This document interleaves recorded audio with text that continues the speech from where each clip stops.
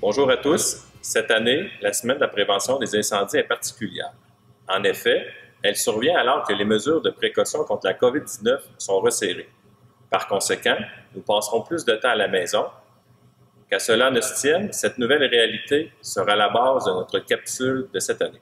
Tout d'abord, nous parlerons des risques d'incendie dans la cuisine. Avec le COVID, nous resterons plus souvent à la maison et par conséquent, on va cuisiner plus. Donc, les principes de prévention qu'on va vous apprendre à l'instant sont très applicables. Tout d'abord, il faut savoir que la cuisson dans l'huile n'est pas permise, sauf si elle est faite dans une friteuse homologuée munie d'un thermostat électronique. Si, malgré tout, vous avez un début d'incendie de cuisson, ce qui est recommandé de faire, c'est de fermer le rond, placer un couvercle ou une poêle suffisamment grande pour étouffer les flammes, la laisser sur le dessus, et contacter les pompiers pour s'assurer que le feu n'a pas traversé dans la hotte. De plus, on le sait, de nos jours, la distraction est partout autour de nous. On n'a qu'à penser aux appels téléphoniques, aux textos, à la télévision, aux tâches ménagères. Donc, si vous vous connaissez comme étant quelqu'un de très distrait, nous vous recommandons la minuterie qui vous aidera à revenir sur Terre lorsque votre cuisson sera prête. De plus, l'automne, c'est une belle saison pour faire des soupers fondus. Donc, voici les conseils de prévention qui s'appliquent. Lors d'un souper fondu, nous vous recommandons particulièrement les pots de fondu électriques avec une rallonge suffisamment longue pour ne pas se prendre les pieds dedans et se renverser le bouillon chaud sur nous.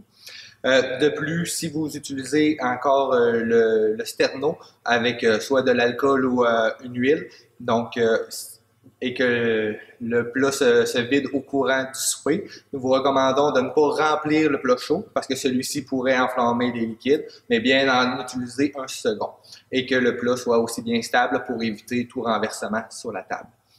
Finalement, si on utilise des chandelles lors de ce repas, eh bien, on vous demande qu'il soit sur un socle stable, éloigné de tout combustible tel que des rideaux, puis de toujours avoir un œil sur les chandelles. Ce qui est encore préférable, c'est les chandelles électroniques ou électriques qui sont assurées de ne pas mettre le feu. Au niveau de l'entretien de la maison, la saison des feux de foyer commencera prochainement.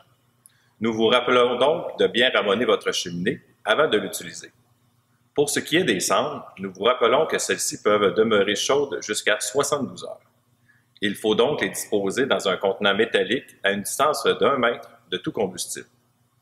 De plus, si vous avez comme chauffage principal ou secondaire un appareil à combustion tel que le bois, les granules, le propane ou le mazout, le détecteur de monoxyde de carbone est un outil de choix pour nous protéger de ce gaz résultant de la combustion. Rappelons que ce gaz est invisible et inodore et provoquant la mort par asphyxie.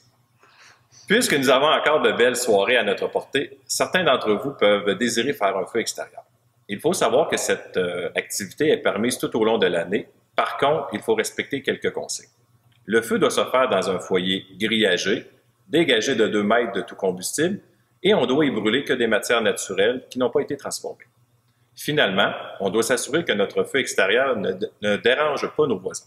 Grâce à ces simples conseils de prévention, nous vous garantissons une saison automnale et hivernale en toute sécurité. Pensez à changer les piles de vos avertisseurs de fumée lors du changement d'heure du 1er novembre prochain et prenez soin de vous. La prévention, j'en fais mon affaire.